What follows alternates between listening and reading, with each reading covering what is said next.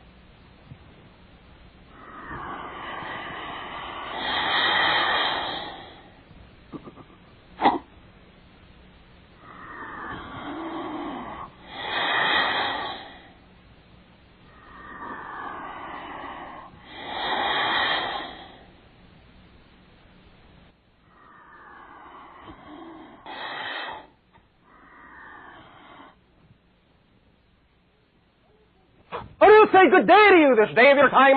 How are you all? All right. We recognize this day of your time that this transmission through this particular window is going to proceed along a slightly different format. So we will open up to you to proceed in whatever manner your imagination desire to begin this discussion, however it is you wish to begin. Hi, Jim Sheehan from Strange Universe. All right. Can you tell our audience something about who you are and how and why you've come to work through Daryl? All right. We represent ourselves as what you would call an extraterrestrial consciousness. We are a different civilization from your own, but we understand many of the same or similar things that you do.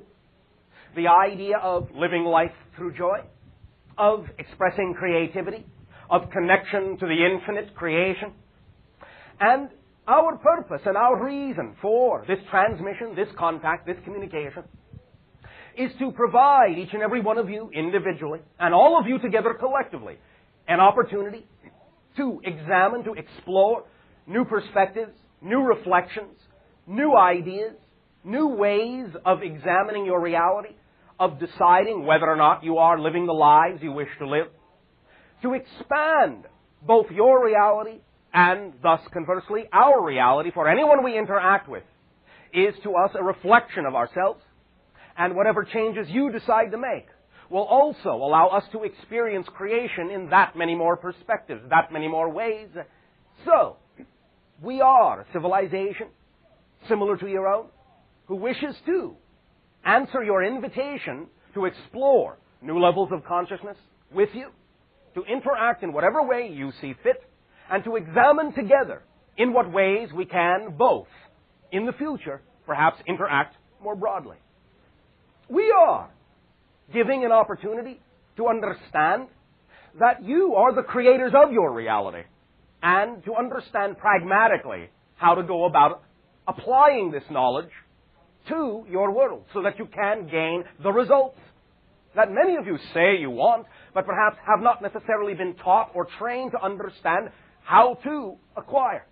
We can explain, in a sense, delineate, and define the specific apparatus by which your consciousness does create the reality it already experiences, and by that examination perhaps illuminate how you can transform and change that mechanism to allow it to work for you in a more harmonious way, more creative way, according to your own wishes and your own desires. This, as you would say in your language, in a nutshell, is who we are and why we are communicating with your civilization at this time. Do you follow? Yes. Can you describe to me how do you work through Daryl? How does the channeling process work from your side? It is described by a simple analogy. At least in this particular case, it is what we call resonance identification, or a telepathic bond. In other words, similar to the concept of what you call two tuning forks that are tuned to each other. The channel has been trained to allow his brain waves to accelerate to a certain pitch or frequency. We change our brainwave frequency where we are, in our location, downward to match his frequency.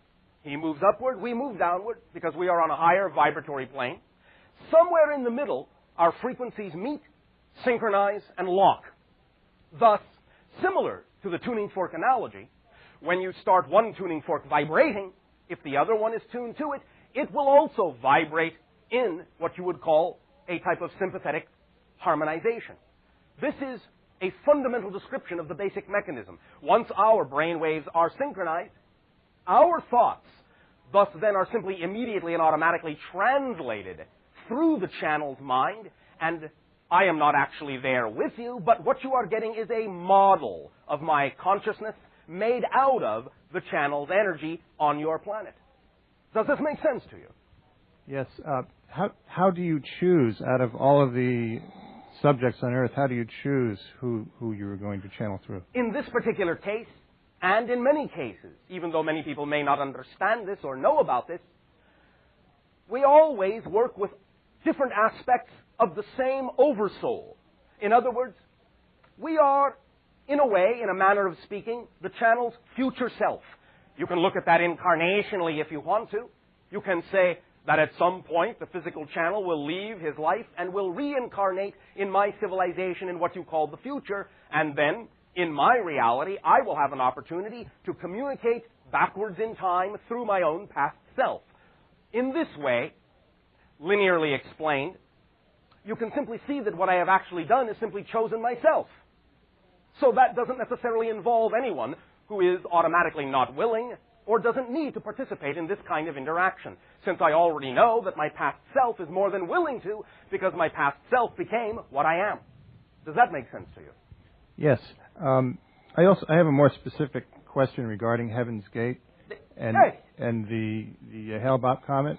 Do you have any insight into exactly what happened there?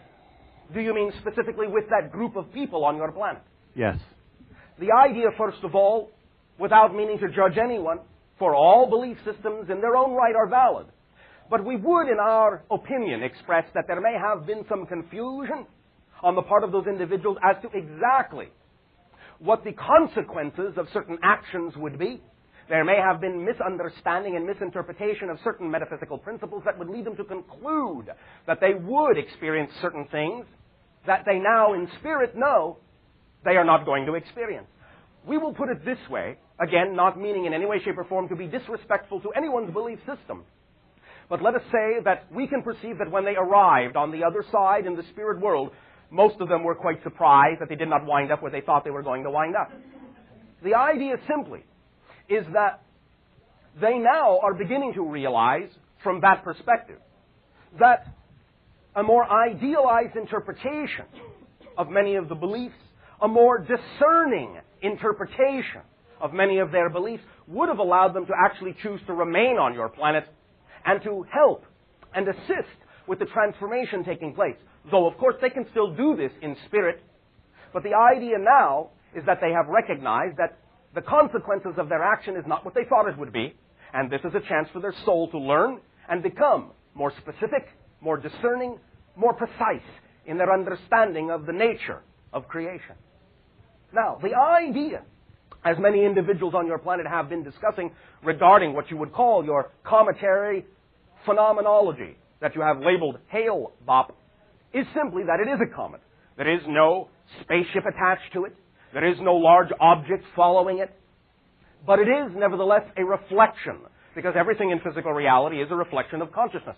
And thus, while it doesn't control you nor determine your fate, it is a reflection of changes that you as a society have already decided in your collective consciousness to make. So the timing of the comet as a reflective symbol is much more profound and understandable than the idea that it actually brings with it any particular kind of thing that would impact or influence you directly. So this is another example of a misinterpretation of the physical universe that is connected to the idea of what might be hopes and dreams and wishes on behalf of many of your people. Yet at the same time, some of these hopes and dreams and wishes may actually result in a running away from the challenge rather than a true acceptance of the challenge to be firmly grounded where you are and apply your knowledge in beneficial ways to your society. Does that make sense to you? Yes, thank you. Just in keeping a rather general question now with the theme, the name and the theme of our show, is it indeed a strange universe out there?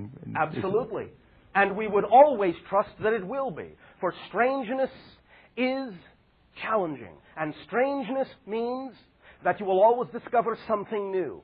So we invite the idea of strangeness into our reality so that we will know there will always be a new corner, a new aspect, a new perspective, a new presentation of the infinite creation to discover, and that will always expand us into a new level of understanding, and yet still there will always be, at least from our perspective and our experience, more strangeness to behold. Thank you. We thank you for your participation. Thank you very much. We would like now to begin with the following idea that we will call the tapestry. We have from time to time discussed the notion that your collective reality can be likened unto the analogy of a tapestry.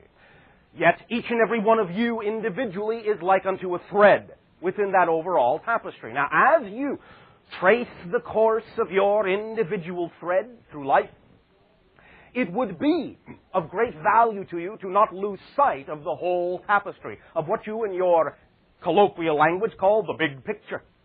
Many of you, when you find yourselves tracing your individual threads, may experience the idea of becoming detached from the whole picture, lost among all the other threads, feeling cut off, isolated, and feeling a lack of support. But the idea is that this only results when you define the forgetfulness, the forgetting that you are connected to the whole, when you define that forgetfulness as detachment, as being cut off, then it creates what you experience as a fearful isolation. But if you will, in exploring your thread, understand and always remember that sometimes it is necessary to forget the whole in order to experience the individual thread, then you will understand that you can define forgetfulness as part of the experience of the thread, rather than forgetfulness as a cutting off, a detachment from the whole idea. If you always remember that the forgetfulness is simply a tool sometimes that works in your benefit, so that you can have a full experience of the isolated and individual reality within the whole tapestry, then you will never be at a loss, you will never fear the idea of being cut off, and you will be able to always bring yourself back to the perspective of the whole tapestry, which then can support your individual journey as you travel down the thread. So, take time as you find yourself sometimes feeling at the end of your rope, as you say, out on that limb, as you say, to remember that you are connected to a tree, which is connected to the ground, which is connected to everything, that you can trace that thread back to another thread and another and another and another and another, and it all together weaves to form this beautiful tapestry, the richness of life. Allow yourself to forget if you want to play that game, but at least give yourself the opportunity to allow forgetting to be part of the game and not be seen as an interruption in it or a cutting off of the thread that isolates you in a fear-inducing manner. We thank you for allowing us to bring this perspective into this transmission, into this communication, this day of your time. And once again, we thank each and every one of you for allowing the co-creation of this transmission through this window.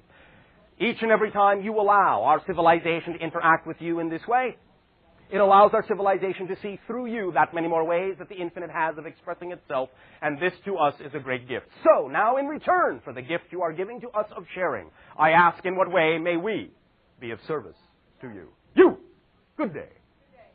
How are you? Perfect, and you? Okay, I had a rather... Do you have your magic electronic stick? All right. I have it now. All right, proceed, as you wish. I had an interesting yet startling experience about a week ago. A friend loaned me the Monroe tapes, and I got up to about 5 of them and put them aside and picked up one of his my friend's other tapes. It's also a meditative tape, also a hemisync, but it wasn't the Monroe tapes. All right. And I was laying in bed, and and I went through the tape, and when it was over, I guess I woke up or came out or whatever, and I lifted my head up to take the headphones up, and at the edge of my bed, at the end of the bed, there was a man standing there who also had headphones on, and he was older. He was like 70s, and it's kind of, kind of taken ababack by that. But I closed my eyes and looked again, and he was still there. Yes. And I was wondering, could that be somebody that was on the same frequency? And to some degree, yes. This is actually several things symbolically. Number one, you were tapping into the idea of someone who simultaneously was on the same wavelength as you were, as you already instinctively picked up, but also what you were tapping into and getting a reflection of was an archetypal image of a sage that is letting you know that in that particular moment you are walking down the path most representative of your own truth, exploring and opening the doorways that are most representative of your own spiritual growth, and you got the reflection of someone reflecting back to you with that image the idea that you are following the correct course for yourself at this time. Do you understand? Yes. It is, in that sense, the archetypal image of the teacher, the archetypal image of the sage, the wizard, that which would allow you also to touch into what you would euphemistically call your future self. The idea of where you will be someday is a more expanded being. Do you understand this? Mm-hmm. That is basically what it represents to you as far as we can scan your energy at this moment. Okay. Does that help you? That helps a lot. I have one other question. Yes. I liked what you opened with because I was dealing with a lot of stuff, looking for another job, and I've been really emotional with a lot of things going on and been feeling kind of lost with that. And I was wondering if you could scan my energy and see if that's what's going on, or if there's something like low in vitamins or something like that that I'm missing and not. Again, anything that occurs in your physiological reality will usually begin with a mental or emotional basis first, of course. You already understand that, yes? Mm-hmm. So the idea is that whether or not you might experience a body that is low in nutrients, it still behooves you, as you say, to get back in touch with the idea that you yourself may be scattering your energy by not allowing yourself to be as cleanly focused on your joy, your excitement, your own inner core higher purpose as much as you might want to. You follow? Yes. Creating that kind of confusion within yourself by getting caught up in your definitions will sometimes cause stress upon the bodily system and allow there to be a depletion of nutrients and minerals. But the idea is that no matter how many of those you might take to rebalance the body, it will still always require that you bring yourself back into center, bring yourself back into alignment, and allow yourself a moment of relaxation and pause to take stock of exactly what it is you actually do want to do, so that you are not scattering your energy, but allowing it to flow coherently, in a sense, like a laser beam along one particular synchronistic path. You understand? Mm-hmm. So give yourself that opportunity, and you will find generally that if you do require something in your body, you will synchronistically attract yourself to the information that will tell you what you need, while at the same time you will bring your energy levels back up automatically and may find that you don't necessarily need that much physiological adjustment. Right. Does Okay. that help you? Yes, a lot. Thank you. Thank you. You, and then you. Number 2, do you know who you are? All right. Number 1, good day. Good day, Bashar. Bashar, I did a session just recently, remote viewing session. Yes, remote viewing. Yes. And it was on myself, and it was purpose Were you for that far current away life. from yourself that you had to use remote viewing to see yourself? Well, actually, my friend gave me this session. I didn't know what it was, but all right. he wanted me to find the purpose for current lifetime. Purpose for current lifetime. And what I did basically was access my higher self. Yes. And what did you find? Unconditional love. That is the purpose of all of your lives. I mean all of you. Not just all of your lives, but all of your lives. The idea really is to simply be who you are. That's really the fundamental purpose to all of your lives. Because you have never been this you before, you will never be this you again. So this you only does have one life to live, and therefore the purpose of being this you is to be this you as best as you can. And the easiest way to accomplish that is to allow yourself to live through unconditional love and express yourself creatively in whatever ways you deem are representative of that unconditional love and creativity. So yes. And basically, a lot of the being part of the one and the all the one. Yeah. Also, but that's automatic. That's one of the laws. Can't help that. Exactly. Well, anyways, I could really get into that, but I wanted to ask you a question. Yeah. I heard a tape recently on dyslexia, and the gentleman was describing a lot of recent research that has come up that he's done in other people, and that really has opened up a lot of avenues to dyslexia, and that really a lot more people are dyslexic than they originally thought. All right. And this, to some degree, is the result of certain short-circuiting functions along the neurological pathways within the brain, in the sense that they are not creating a harmonious result or image within the brain matrix.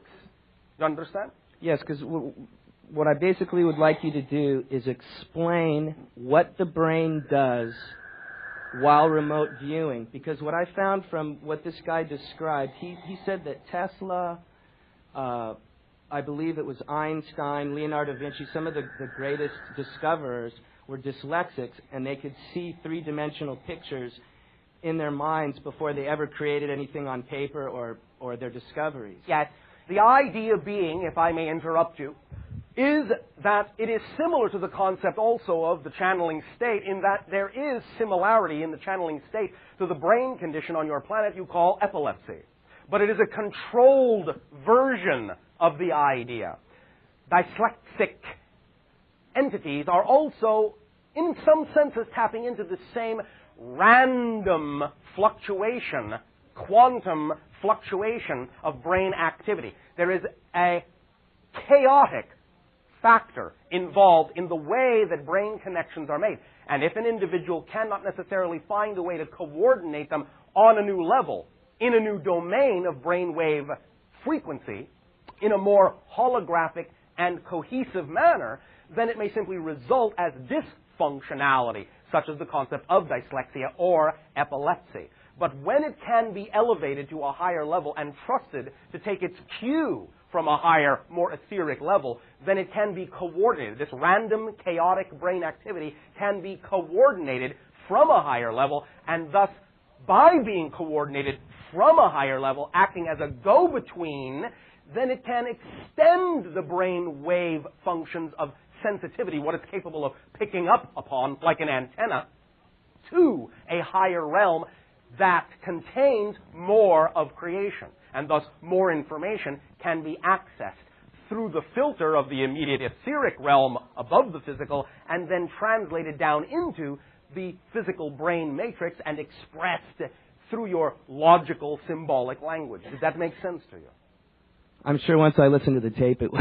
Let's simplify, Bashar, that was really simplify this idea. You have, to some degree now on your planet, expressed an understanding of what you call chaos theory. Yes? Yes. The idea, however, is that you also know that if you place a number of dots on one of your pieces of paper seemingly at random, chaotically, with no logical rhyme or reason, allowing the odds to simply dominate where the dots will fall, you now know that eventually, with enough dots on the paper, it will actually reveal an underlying structural pattern, more often than not, triangular or tetrahedral in structure. You follow me so far? Yes. The idea, therefore, is that when the brain goes into this random state, it is similar to what you would call one of your roulette wheels or your slot machines, in that the wheels are spinning randomly, but if they only look for cues as to where to fall from the physical universe, things will become confused because they are trying to express a higher order, a higher magnitude of order. And thus, when they look to physical reality for how to find that order, it will be more difficult to find. But when they look to the higher level, the pattern is already there in the etheric before it ever comes into the physical. So this random activity can actually more easily find a structure to lock onto by going up the scale of energy frequency, expanding its point of view into the higher energy dimensions and realms. And that will allow the coordination to automatically take place. That will allow the ball, so to speak, to fall into the correct pocket, or the slots to fall where they need to make sense organizationally in your physical reality. Did that make more sense to you? Yes, definitely. Does that help answer your question? I'm not really wording this correctly, but I think you'll understand what I'm saying. Would you say that the corpus callosum is the part of the brain that's the key to doing remote viewing? It is the key to many things. The idea of what you call the corpus callosum being the dividing line between the hemispheres of your brain acts to some degree as the clearinghouse for allowing the translation to come through and for deciding which hemisphere of the brain will handle what. So in that sense, it is really the key to almost anything that you need to express back into physiological terminology. But it is the main access division point that accesses the higher realms. Everything comes through that, yes, and is regulated by what you call the pituitary and pineal glands. Yes? Because information, when you're remote viewing, at least with me, sometimes it comes in just words. Yes. Sometimes it'll come in an actual whole group of words, a sentence or a block of information. Yes, it will follow the path of least resistance based on the state of the physical receptor, i.e. your body, at any given moment. Like water, like lightning, it will follow the path that is set up for it that implies the path of least resistance. And sometimes that will be words, and sometimes that will be pictures, depending upon your mood, your state, and what it is you are connecting to, and how it is you symbolically relate to that idea and interpret it. You understand? Oh, yes. Does that help you? Yes, thank you very much. Thank you. Number 2.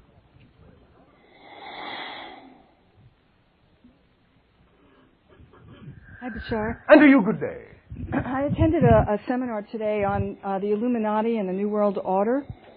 And they talked about a lot of different things, such as the fact that many members of our government were involved in the Oklahoma City bombing. Such as the belief. Not the fact, the belief. The belief that they were involved in it? Or? Yes. Because many of what they call facts are not necessarily facts as you understand them. Some of them may be, but they are also compounded and amplified with beliefs that take them beyond the realm of fact. Well, they showed a photograph of a military camp that was set up that seemed to reveal that the Ryder truck was there and all the details seemed to validate what they were saying. So yes, but you can make many things arrange to appear to validate almost anything. Okay. If you want to. Now, we are not saying that there is not some truth to this, but it is not as much as you might think. And many of these so-called clues can seem misleading. Even with the best of intentions, they can be misconstrued to mean things that they don't. We do understand that your government has factions that do involve themselves in these kinds of things surreptitiously. We understand that that does exist on your planet, and we would never deny that that is a examination of every single detail, because many of these can be very misleading and might simply be bent to fit the agendas of individuals who want to make it look that way. We are, again, not saying that there was not some involvement, and we will not go into great detail at this time about this idea, but it is not as grand a scale of involvement as many individuals might think that it is. In the same way that many individuals on your planet profess the idea that your government had something to do also with the incident you have referred to as the Heaven's Gate suicides. This is not so. You understand? Yeah. They also said that they have met with gang leaders from the Blood and the Crip gangs, and that they have, in a sense, an army of these gang members all around the country who are ready to war when they plan on doing this takeover. They also stated that... Let me ask you a question. Mm-hmm. How often do you see many of the gangs that exist in your culture cooperating with each other? Well, Answer the question. How often do you see the various gangs capable of exhibiting cooperation with each other? Well, I work with the gangbangers that do cooperate, so in you my work world, with a very select few. I am asking you the question in a general sense. Answer it generally, if you please. In general. Well, not often at all. Right. This should tell you something. Well, what they propose is that... This should tell you something. Okay. And this is as far as we will take it. Okay, well, the real essence of my question is, it's not just the Illuminati and this whole thing that I'm hearing around me, but I seem to be meeting a lot of people lately that are living in a fear-based reality. They carry guns. They can't... And this is a warning for you. Well, I don't choose to live in that reality. But you often do. Many of the conversations we have involve fear-based belief systems. So this is a warning and an opportunity for you. You can look at it either way. You are being given an opportunity to see an acceleration in your reality of the result of continuing along a path of fear-based reality, belief system. To decide for yourself whether you prefer that idea or whether you would prefer to continue as you have relative to the idea of how it is you are, in a positive and constructive way, working with the gang members that are willing to reflect cooperation to you. This is an opportunity for you to choose which idea seems more real to you, ultimately for your own personal life, and not to get caught up in the idea of what actually might have more power to happen. The only thing you will be impacted by is the vibration of the reality that you decide is most real for you. And this is your opportunity to accelerate your ability to have that discernment and apply it in your own life as you prefer to. And that is the only level upon which we will address this issue at this time. Okay. I'd also like to share with you a dream I had this week. Yes. It was pretty interesting for me. I usually don't remember my dreams, but there was a Siberian tiger in a cage. All right. And I realized afterwards it represented me because that's my logo, and I identify very strongly with tigers. All right. And the Siberian is So it is a representation of your full self-empowerment. Right. And I felt bad that this tiger was in a cage, and it had a muzzle on as well. And so I released it, and I let it go into my bedroom. All right, very good. Congratulations. And at first I was very scared, and I was scared to go into my bedroom. But then? And I had friends around me, including Daryl. Yes. And ultimately I went into my bedroom with my friends, and I was cradling the tiger his head in my arms. All right. And very good. And what was interesting is that one of the tiger was cuddling up to me and purring and of course you let it very out. Loving. You treated it with love. And one of my friends bit my hand. Yes. I thought that was really interesting. Yes.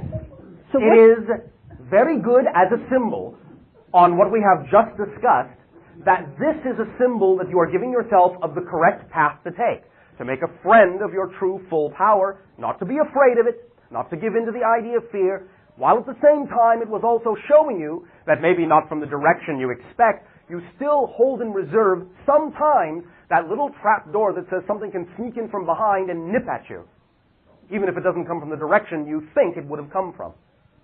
So, but this is a beautiful symbol for you to focus on the idea of exactly how beneficial it would be to let your power out of that cage of fear and definitions that you have been brought up with that do not serve you in a positive and constructive way.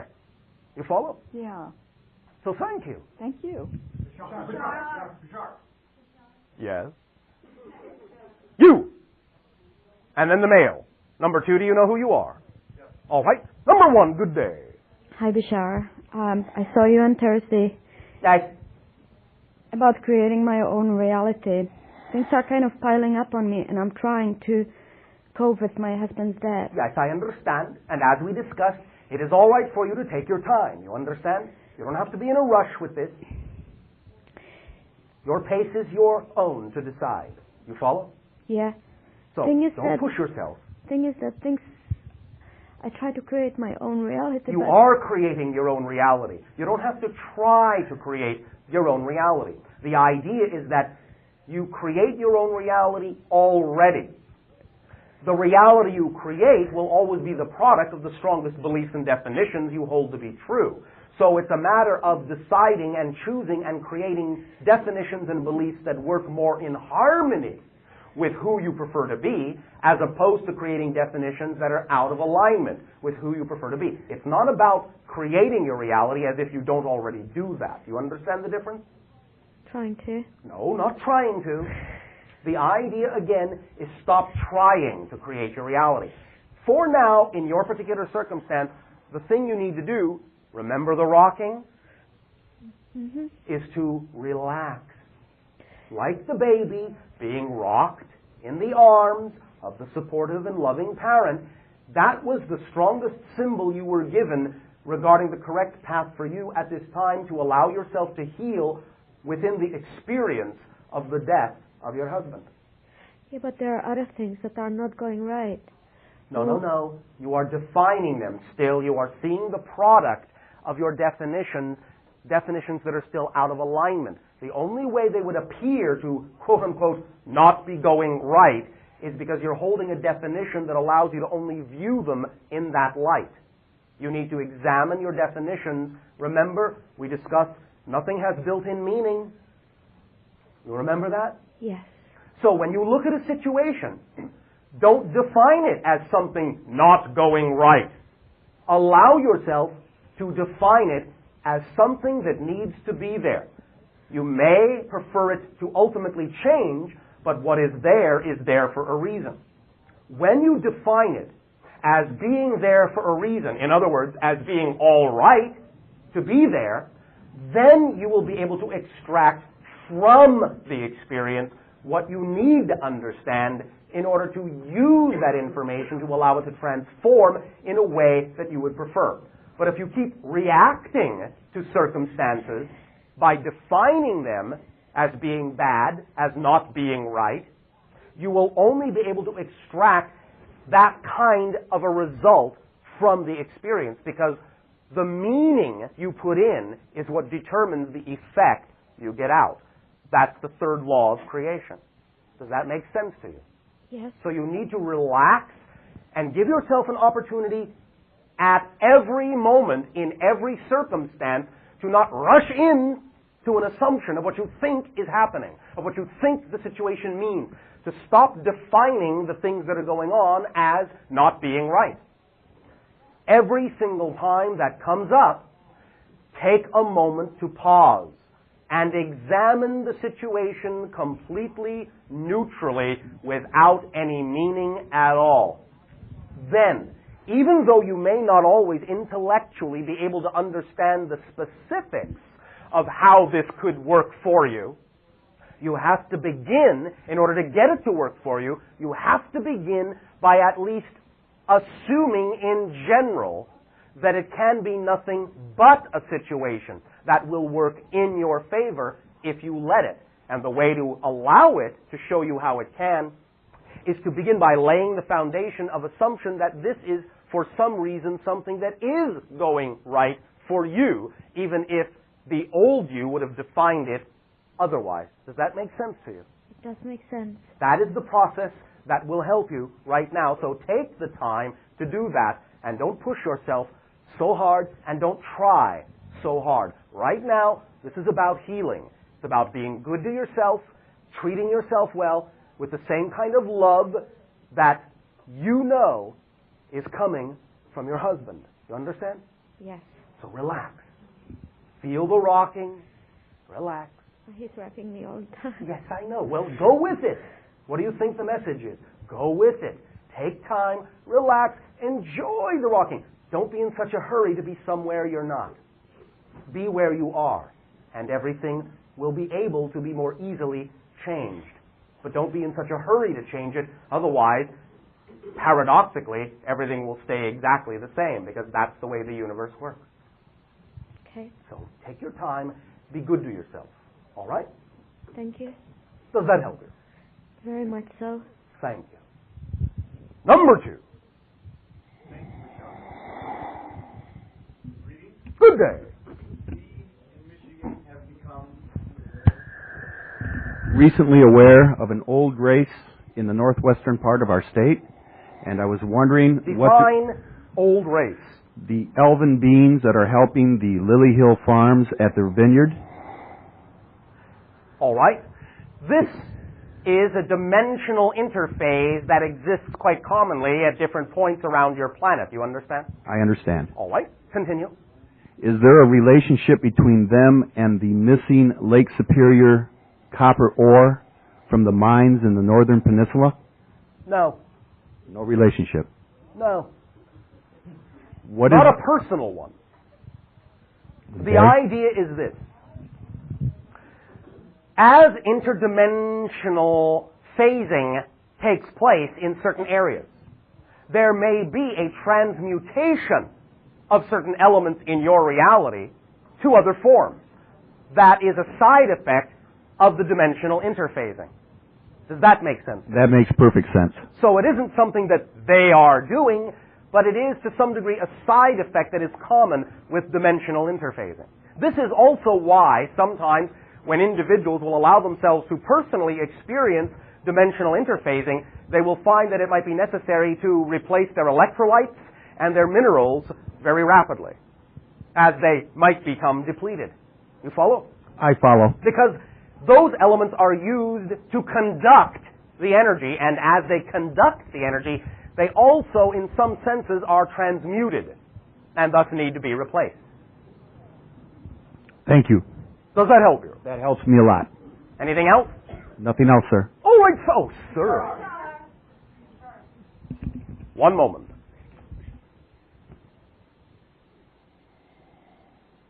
You. Yes, Bashar, we remote viewed you today, and I got a bunch of triangular objects around the Earth, a spinning vortex, one going down in an envelope. Can you tell me what that is? You are seeing the idea of various kinds of spacecraft accessing the idea of what you would call nexus points, vortex points, travel points. You understand? Yes. Simple as that. Thank you. Thank you. You and then you. Number 2, do you know who you are? All right. Number 1. All right. And number 3, do you know who you are? The female. Okay. All right.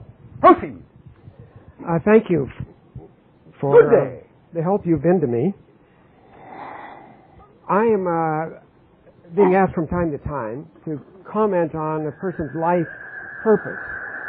Okay. And the reading I get is that they will have fulfilled a certain percentage of their life's purpose, and that in virtually all cases so far, Okay. they are going to exceed their life's purpose. In some sense, because this is the transformational age on your planet. So, in a sense, everyone came in with certain themes that they wanted to explore. in the manner of being themselves and fulfilling the purpose of being themselves and exploring those themes. But because this is the transformational age and the end of many old cycles and the beginning of a new one, then yes, of course, they will go beyond the old purposes and will start a new cycle. Yes. They will transcend it. This seemed reasonable enough when the numbers were, up to exceeding their life's purpose by 50%, and then I've been getting a few that were like 1,600%. Yes. Oh. This is not unusual because the idea is that once you go into acceleration, then everything is accelerated. It is, in a sense, as you would say, logarithmic. All right. You understand? Yes. So different things will be more capable of being accomplished once you accelerate and once you transcend beyond that threshold. Things that might have taken many different lifetimes can be done in one. All right, I was a little unnerved by the big numbers and wondering whether I was spinning out. Did you collect your nerves and put them back? I'm glad for your comment. All right, does that help you then? That does. May I ask another question? That was a question. So I guess you can. I mean, reflecting back on my own life, it seems to me that a lot of rapid changes began around 1987. That was what you typically referred to, many of you, as your harmonic convergence, yes. I was thinking that it might have begun in February of 1987 with... Oh, please. When you say begun, there are many uplift moments, many threshold crossings. They've been going on for quite some time now, as you count time to exist. It isn't always necessary to look for a particular moment. When did it all begin? The idea really is that you are accelerating now constantly. And different individuals will experience different thresholds at different times, but also collectively you will experience many different threshold moments. Yeah. Did 1987, supernova 1987A have an impact with its neutrino? No, not an impact, but a reflection. Remember, anything, everything that goes on in the physiological universe is a symbolic reflection of changes already taking place within the collective consciousness or individual consciousness of any one perceiving that particular physical reflection. So the idea of that neutrino burst was an indication of not something that had an impact on you, but something that was reflective of a jump up, a quantum leap. Do you understand? Yes. And it is also reflective, specifically, of the idea of packing more in to a smaller amount of time. Because as many of your scientists know, neutrinos in a sense have a certain lifespan. You follow me? Yes. Yet the idea is that they last many times longer, apparently, than their so-called lifespan ought to account for. But in that they are moving close to the speed of light, time for them is slowed down, so in that sense they are experiencing, to some degree, from your perspective, a lot more time, getting a lot more done in a small amount of time. You follow? Yes. So that is one of the other reflections going on within the acceleration of your consciousness. The bending and flexing of time and space is going to become very commonplace. You follow? Yes. Does this help you? It helps, thank you. Thank you. Number 2. Okay. And to you, good day. Speak up and be bold so that all may hear what you have to share. All right. Okay, so I want to talk to you about my relationship with Adrian. Oh, all right. Relationship with Adrian. Yeah. What started out to be what I thought was one of the most blissful experiences of my life has now come to a place where it's quite painful. I see. And Are you now looking for Adrian? And then maybe Cedrian? No. Oh, all right. No. And I wanted to talk to you about it, and I've been Go thinking, right ahead. Yeah, I've been thinking about... And before you continue, may I remind you, respectfully, that it still is a reflection of your bliss? Okay, let's talk about that. Oh, all right. Thought you might want to. Yeah. But the idea is to not talk about it in past tense as if you thought it was one of the most blissful things, and now it's still, even in past terms, can be considered a blissful thing in your life, yes? It was a blissful experience. It still is. I'm in a lot of pain right now. I know. Where's the bliss? It is your pain. Remember, how's that work? You only have one energy. You remember? Mm-hmm. There is only one energy. Okay, so I'm believing that you are experiencing your energy as pain instead of bliss when you flow your energy through negative belief systems that are out of alignment with your truth. That's how it works. Okay. That's the mechanism. Okay, So, because it changed in a way you didn't expect it to, you found that you had certain expectations that is now allowing you to experience your energy as pain instead of bliss. Because you are creating negative definitions with regard to the change, instead of assuming that they are a continuation of your bliss. They don't feel like a continuation. Why don't they feel like it? Because rejection is a painful experience. No. Okay, no what? Remember all that we have already taught? Yeah. A feeling is what? Secondary to a belief. Yes? Right. You remember that? Yeah. All right. So why does it feel painful? Because I believe it. Thank you.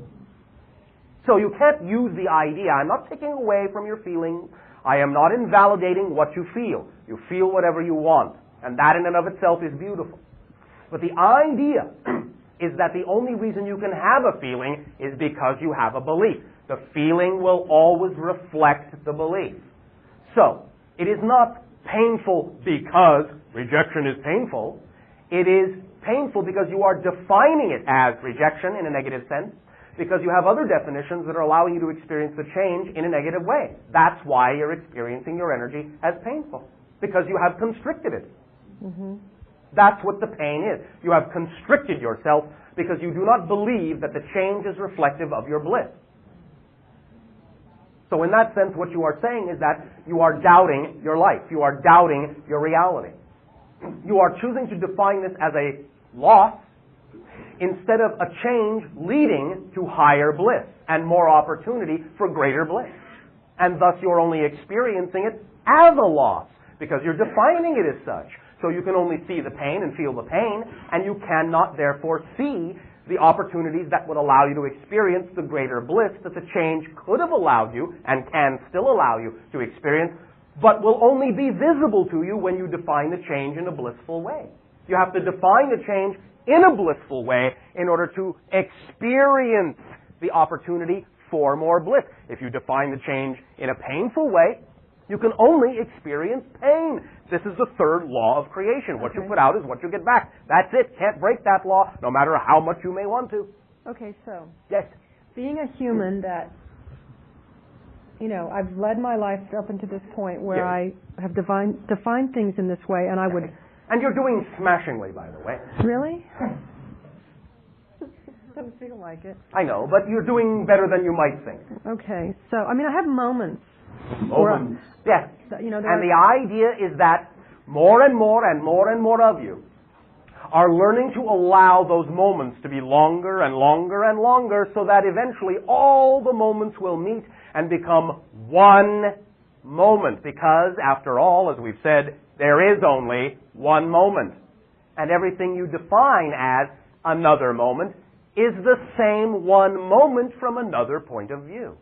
Mm-hmm. So this is exactly what you're learning to do, is to allow your life to be experienced, not necessarily meaning that it will be experienced temporally as a single moment, but energetically as a single moment. Mm-hmm.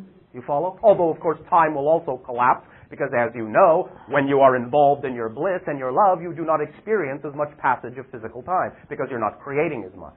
Okay. So there will be some time contraction as well in the experiencing of your life as a single moment, but the idea energetically is to experience it that way, and one of the ways to begin to do that is to remember to practice in every circumstance, no matter what it is, the tools we have discussed. Of course, this is your choice, but you can practice the tools we have discussed of taking that moment and defining it, even now, in a positive way, to see how it can be reflective of your bliss, because it can be, if you will let it be, by defining it as such, even if only generally. So this opportunity for me, then, is a chance to redefine my reality. Yes. And your definition of relationships, and what you think you need, and so on and so on and so on. But the idea is for you to really lock on to the understanding that this change represents an opportunity for even greater bliss. Can you imagine that? Yeah, that'd be great. It is. It is great. Thank you. So the idea is, when you experience the concept in the past of having experienced bliss, and this kind of a change comes about, aside from whatever it is you feel is appropriate to do to see if it can be, in a sense, kept on track, you understand? Because you should always allow yourself to explore the possibility that you can work together in the relationship to allow it to expand. But if you find that the circumstances are simply not allowing that to be the case and no opportunity therein is provided for you to do that, then that is your symbol to yourself to get really excited, because what's coming up, by definition, must be even more blissful than what you just experienced. Right. Okay. And that will get your motor going. That sounds good. Yes. But you have to do that every time something changes. Right. It is a moment-to-moment choice. Yeah. Does that make sense to you? It does make sense.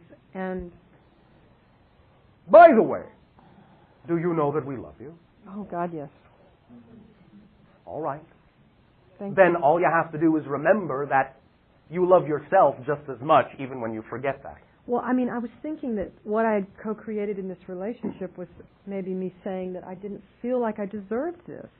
But you know you do. I know I do, and I was like, wait a minute. But you know? see, the assumption was simply that the change represented lack of deservability instead of representing even a greater expression of deservability.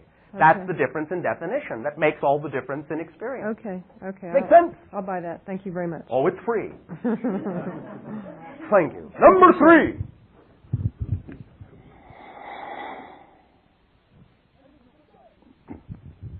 Hi, Bashar. And to you, good day. This is a personal question. I was divorced recently, and my life seems to be in limbo. I don't know what direction. Limbo. Where exactly on the map is that? I don't know what direction I'm going in. All right. Well, what direction do you prefer to go in? Forward. What does that mean? I don't know. Yes, you do. Do you understand the concept of why we suggest so strongly that individuals follow their highest joy? Do you understand why we say that? Yes.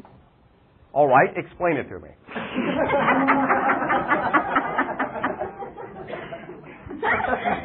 I'm listening. In fact, 227 million of us are listening. That's how you get your most excitement from what you do, what you love to do. And what is excitement? Well, when you do something you love, you're excited about it. But what is it? What is that sensation? What is it actually? What is excitement? I don't know, energy. Yes, and energy. Whose energy? My energy. Yes.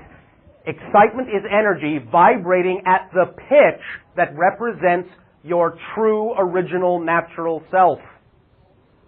Okay. So, what direction would you always prefer to go in? The direction of your true, natural self, would you not? Yes. Then that means all you have to do to accomplish that and be in alignment with that is at any given moment take an assessment of what excites you the most and take some action in that direction.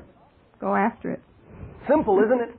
But not really go after it, because that may set up an expectation that the direction of your excitement may have to come to some particular fruition. All you have to do is act on that excitement to the best of your ability, regardless of how it may play out ultimately. Because in the next moment, something else may excite you. Okay. So the idea is to simply act on your excitement, because that is what is going to provide you with all the opportunities to allow you to accomplish the only task, only mission, only goal any of you have, and that is to be who you are. Okay. Everything you may choose to actually do, a career, a project, an expression creatively, those are the side effects, the expressions of your goal of being yourself. They are not your goals. They are the expressions of the goal of being yourself. And the easiest way to be yourself, guaranteed, is to simply act on your highest excitement at every single moment. And then when you do that, you will know you are, as you say, moving forward, and in alignment with your true, natural, original self, and becoming more holistic, becoming more excited, becoming more expansive, becoming more capable of experiencing more expansiveness and more excitement, because it is a self-perpetuating cycle. Okay. Does that make sense to you mechanically? Yes. Is it something that you believe you can act upon? Yes. Does this serve you then? Yes. Thank you. Thank you. Can I ask you... One moment. I have another question. This is a different question. My friend... I would think it would be, yes. My friend has a daughter that he hasn't seen since 1983, and he wanted to know where to look for her, if you would have any idea where... What is the full resonance name? Her name, the one that he's looking for. Yes. His daughter is Raquel. Raquel. Full name. Raquel McHenry. And the name of your friend? Mac. Full name. Mac McHenry. And approximate physical age of the daughter? She'll be 18 in August. She was born August 14th, 1979. Approximate last known location on your planet? Hanford, California, near Fresno. Approximate amount of time this individual has been unknown in terms of whereabouts? The last time he saw her was 1982, so that was...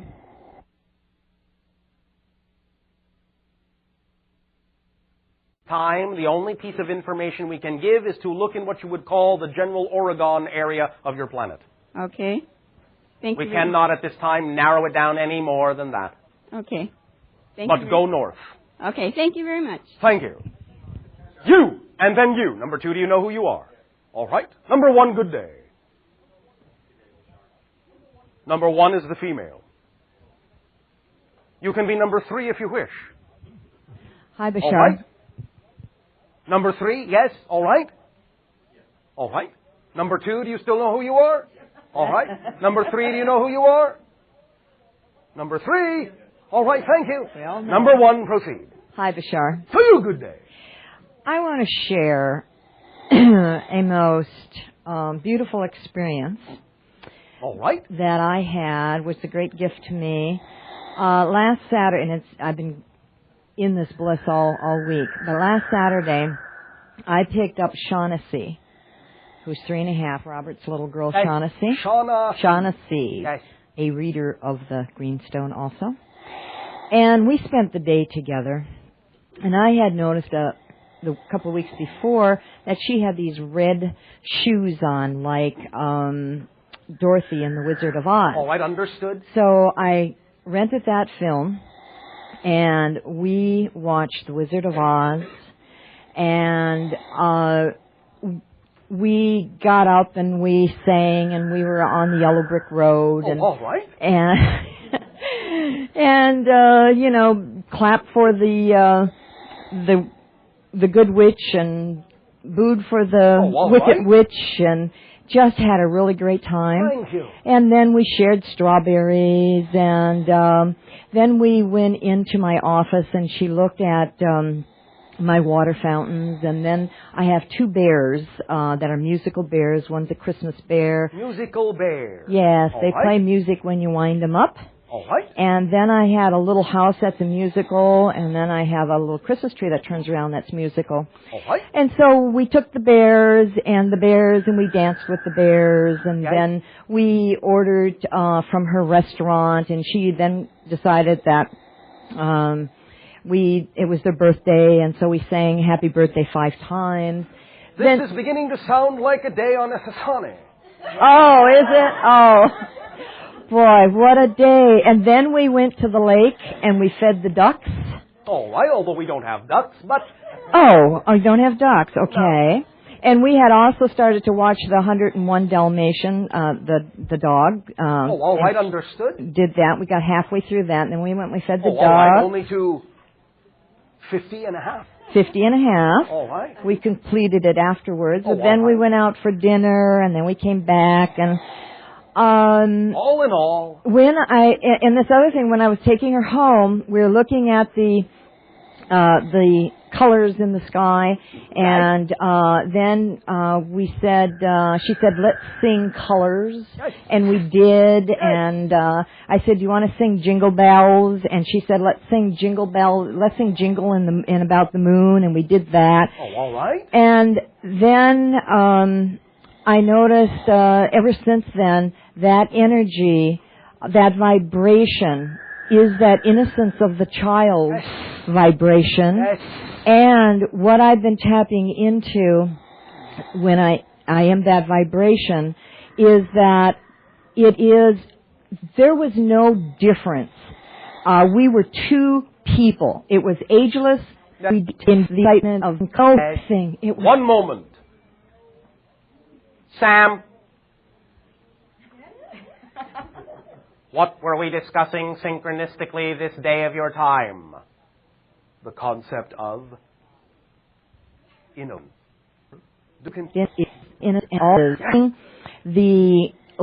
There's the stage and there's the backdrop that is ever changing, and all that is the 0 point energy, the fabric of everything that much there's it is so in the night feel as if we were almost home. Oh, yeah. Very close. Yes. Very, very, very close. Yes. Congratulations. Thank you. We could almost tell no difference in that moment between our world and yours. Oh, how beautiful. And now we're going to go but swimming you're going to do it together. again for the very first time. Oh, and you know what's so beautiful about that? What? Is that I talked to her about, because I love all the Christmas movies. And so we've made a date to watch all the Christmas movies, the Rudolph the Red-Nosed Reindeer, and I'll watch them Number 2. Bashar, good day. Good day. Kind of another light topic, and that is, it has to do with the raising of the baby boomers from the parent standpoint.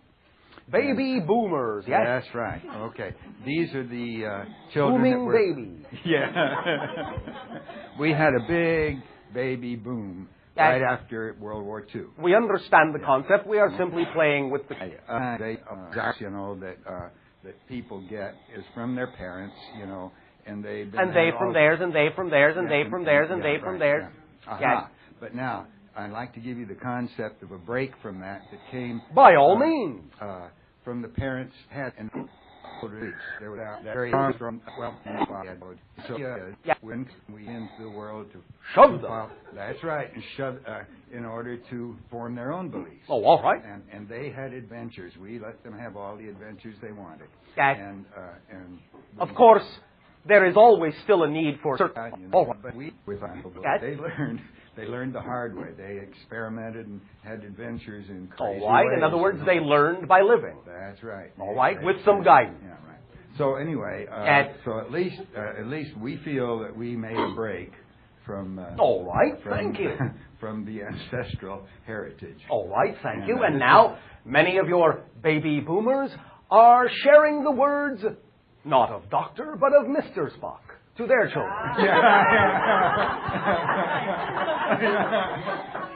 Well, we hope that they learned well. Okay. So anyway, I just wanted you to know that there was somewhat of a qualification of that continuing of that chain. Oh, we know that. Okay. But thank you for your sharing. Right. Thank you. Number 3. Good day, Bashar. And to you, good day. I realize that in the formulation of a question, the answer is already there. Yes. Could you help me in formulating what question am I not asking?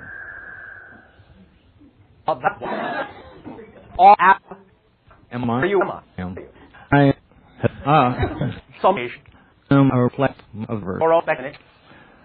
So when you say, is there a question I am not asking? Right. Then no. However, in the next moment, you may become another you that might have a new question that the other you didn't need to ask. Does that make sense? Yeah. If you understand at every given moment if you are doing the best you can, and there's any question that needs to be asked. If, however, in the next instant you formulate a question, that is simply a part of being who you are, and in a kind of sense. That's a level of where you actually prefer to be in an idealized sense. At the same time, there is also the physiological personality choice. To have definitions to be of the treated when each law where you want one to not the way you can hang it or to I prefer. That's my question. Well, I asked it first. Beat you to it. There's a lot of things that I have discovered being here, and I'm one not, of them would be. Well, that I'm on a totally different life path. Is that something you... Oh, yes. Some sense that comes me not being okay. Is obvious. Well, in the end, yes. I don't care when it occurred. Why are you being so specifically conditional? Was I? I guess because I'm trying to figure out... Yes, well, stop trying, and you'll do much better. I heard that earlier this evening. Yes, relax for a moment. And you there something means your push you to California or not, that's what you did. Okay. And so in that sense, you chose it. Because you allowed the synchronicity of your life to move you in that direction. Okay. You may have the ability to bifurcate yourself and polarize your consciousness to allow yourself, though you acted. Yes. To make it confusing and is the first question, and therefore that's what you wanted. Period. Now, as you're experiencing the consequences of what you wanted then, saying how, but that your own ability to create what you prefer. Because if you insist that where you are is not where you wanted to be, then what you're actually saying is you're out of control, you don't create your reality, and therefore you haven't a clue as to how to create the reality you prefer. Where after you you act or die for the vision that I should do is that from me? It's all from you. Or is you. It external? It's all from you. Okay. Even if there is a so-called external agent participating, it is always a co-participation, because you cannot experience the idea of an external agent unless you create it being created by you in your reality in order for you to even be able to perceive that such a thing may even exist in another reality. Does that make sense? Yes, that makes sense. Therefore, it is up to you to decide what your relationship to that purpose into is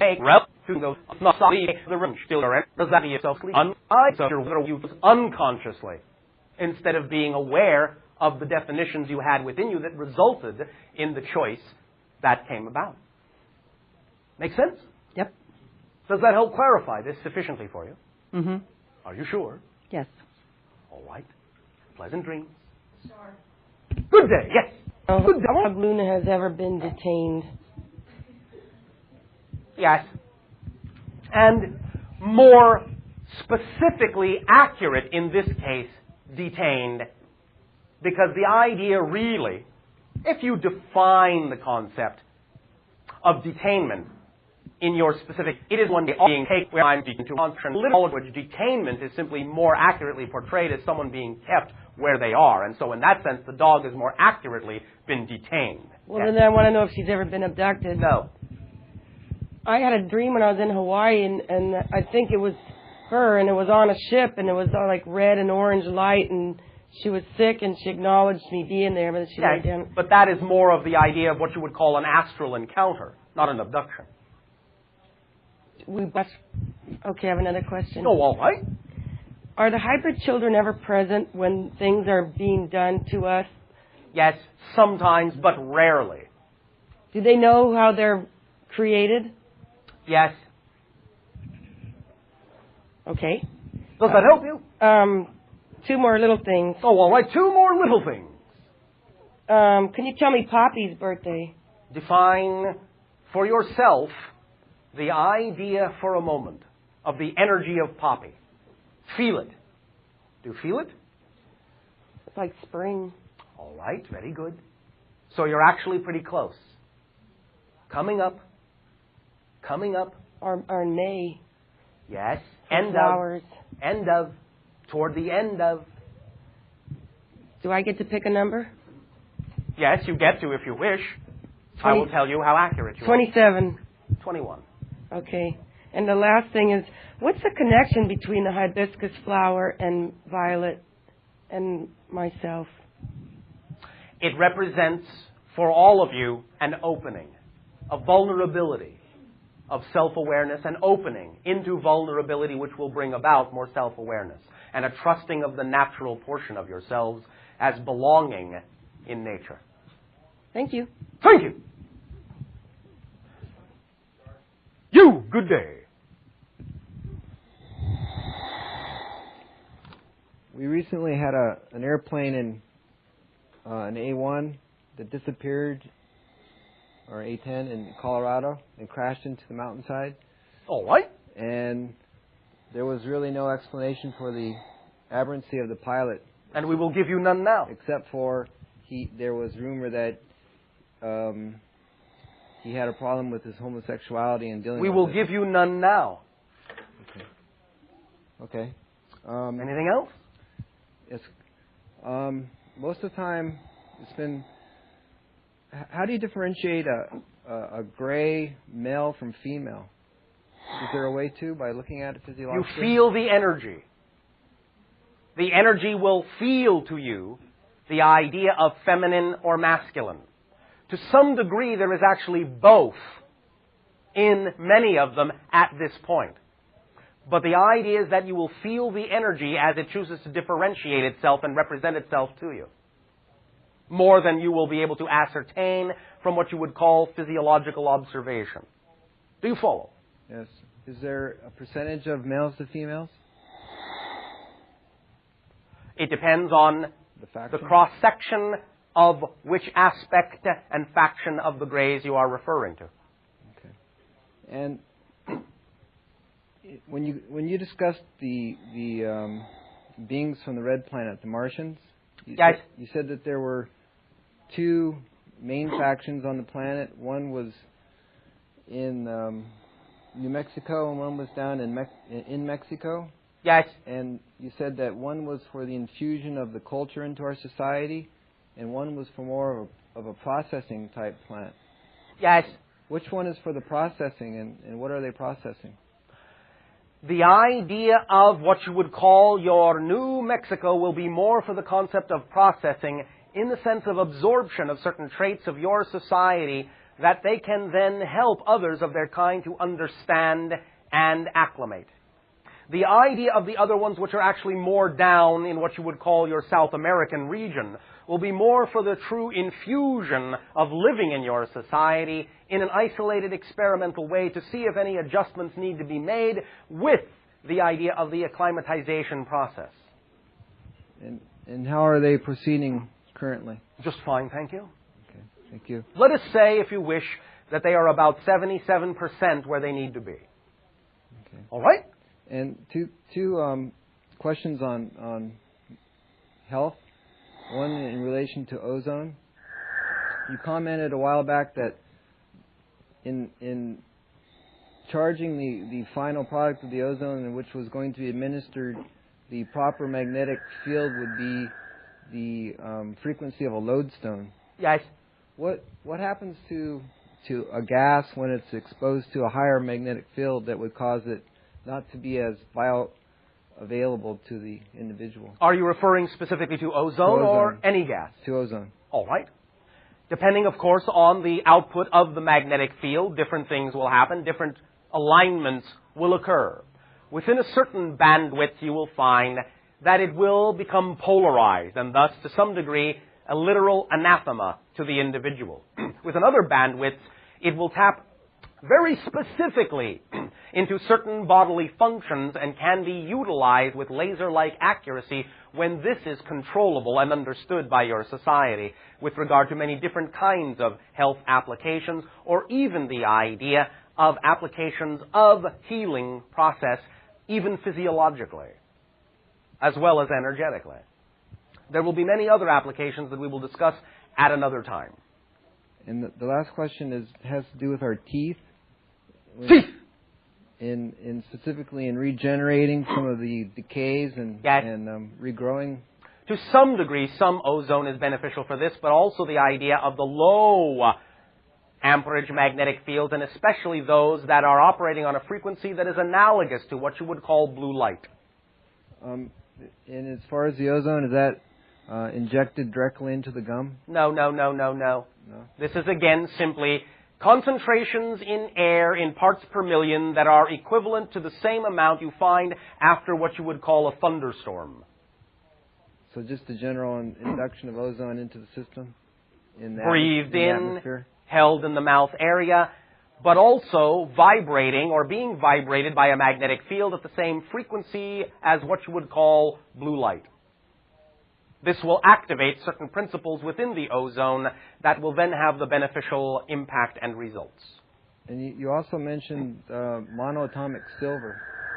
Yes. For teeth. We will get into that at another time. Okay. Thank you very much. At this time, we will once again extend to each and every one of you our deep appreciation in allowing our civilization to communicate through this particular window in this way and at this time.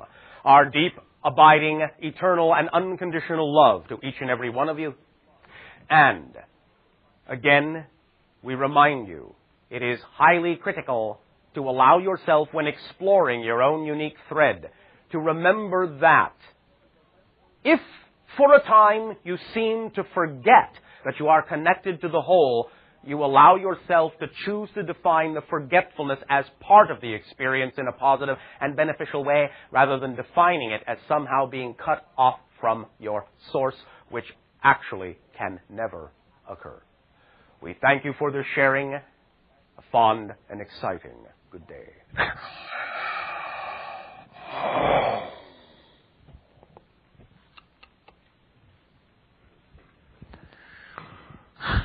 How did it go?